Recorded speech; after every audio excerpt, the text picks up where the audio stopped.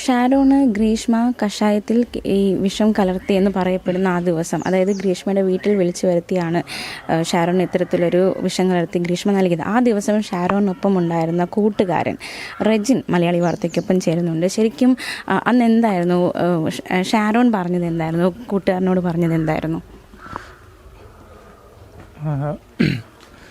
അന്ന് രാവിലെ 10:30 ഗ്രീഷ്മയുടെ വീട്ടിൽ ചെല്ലണമെന്ന് ഷാരോൺ ആവശ്യപ്പെട്ടു. ഗ്രീഷ്മ വിളിച്ചിട്ടിരിക്കുക പോകണമെന്ന്. അപ്പോൾ ഞാനും ഓക്കെ പറഞ്ഞു. അവൻ എൻ്റെ വീട്ടിലേക്ക് വന്നു.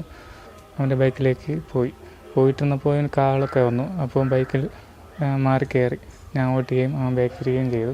പോയിട്ടിരുന്നപ്പോൾ അവളെ അമ്മയും അമ്മാവനും എതിർവശം പോകുന്നതായിട്ട് അവൻ കാണിച്ചു തന്നു. എന്നിട്ട് അവളെ വീട്ടിലേക്ക് എത്തി. അവൻ അകത്തേക്ക് പോയി. ഞാൻ കുറച്ച് മാറിയിരുന്നു. മാറിന് ശേഷം ഒരു 25 മിനിറ്റ് കഴിഞ്ഞപ്പോൾ അവൻ ഛർദ്ദിലോടെ വെളിയിൽ വരുന്ന ഞാൻ കണ്ടു. ഉടനെ അവൻ്റെ അടുത്ത് പോയി പിന്നെയും ഛർദ്ദിച്ചു. പിന്നെയും ബൈക്കിൽ കയറ്റി കുറച്ച് ദൂരം പോയി പിന്നെയും ഛർദ്ദിക്കണമെന്ന് പറഞ്ഞു. ഛർദ്ദിച്ചു. അപ്പോൾ പച്ചവെള്ളമെല്ലാം ഛർദ്ദിൽ പോണത് കണ്ടു. അപ്പോൾ ഞാൻ അവനോട് ചോദിച്ചു എന്തു പറ്റിയെന്ന്. അപ്പോൾ അവൻ പറഞ്ഞു അവളെ വീട്ടിൽ നിന്ന് ഗ്രീഷ്മ കഷായവും ഫ്രൂട്ടിയും തന്നു, ചതിച്ചു എന്നും അവൻ എന്നോട് പറഞ്ഞു. അപ്പോൾ നല്ല ക്ഷീണിതനായിരുന്നു. പിന്നെയും ബൈക്ക് കയറി പിന്നെയും കുറച്ച് പോയി പിന്നെയും ഛർദ്ദിച്ചു. എന്നിട്ട് ഞാൻ അവനെ വീട്ടിലേക്ക് കൊണ്ടാക്കി. അന്ന് വൈകുന്നേരം ഞാൻ ചോദിച്ചായിരുന്നു കുറവുണ്ടോ എന്ന് ചോദിച്ചു. അപ്പോൾ അവൻ പറഞ്ഞു ഹോസ്പിറ്റലിലൊക്കെ പോയി, അപ്പച്ചിയുടെ വീട്ടിലാണ്. അപ്പോൾ ഈ ഗ്രീഷ്മയെ പറ്റി എന്തെങ്കിലും ഷാരോൺ പറഞ്ഞിട്ടുണ്ടായിരുന്നു? ചതിച്ചു എന്ന് പറഞ്ഞപ്പോൾ എന്താ കാര്യമെന്ന് ചോദിച്ചില്ലായിരുന്നു? അല്ല, അപ്പോൾ അവന് സംസാരിക്കാൻ വയ്യായിരുന്നു, തീരെ വയ്യായിരുന്നു.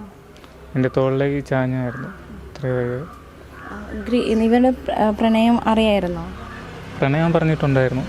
ഇടയ്ക്ക് ബ്രേക്കപ്പ് ആയതും പറഞ്ഞിട്ടുണ്ടായിരുന്നു. പിന്നെ അവളായിട്ട് തന്നെ ഇങ്ങോട്ടൊന്ന് സംസാരിച്ചതും എൻ്റെ ആയിട്ടും പറഞ്ഞിട്ടുണ്ടായിരുന്നു.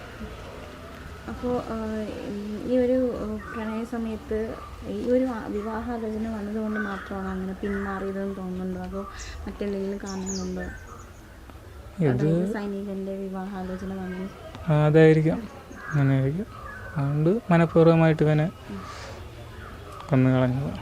ഷാരോൺ ഒരിക്കൽ പോലും, അതായത് ഈ ആശുപത്രിയിൽ ചികിത്സയിലായിരുന്ന ആ സമയത്തൊന്നും ഒരിക്കൽ പോലും ഗ്രീഷ്മയുടെ പേര് പറഞ്ഞിട്ടില്ല. പക്ഷേ അവസാന നിമിഷമാണ് അങ്ങനെ ഒരു തരത്തിലേക്ക് നീങ്ങിയത്. കാരണം അത്രയ്ക്കും അവന് വിശ്വാസമുണ്ടായിരുന്നു. അവൻ മരിക്കുമെന്ന് അവൻ വിചാരിച്ചിട്ടില്ല. അപ്പോൾ അത്രയ്ക്കും അവളോട് വിശ്വാസമുണ്ടായിരുന്നു. അപ്പോൾ ഇന്ന് എന്തായാലും തിങ്കളാഴ്ച ശിക്ഷാവിധിയിലേക്ക് കടക്കും. അപ്പോൾ എന്ത് ശിക്ഷ കിട്ടണമെന്നൊരു ആഗ്രഹമാണുള്ളത്?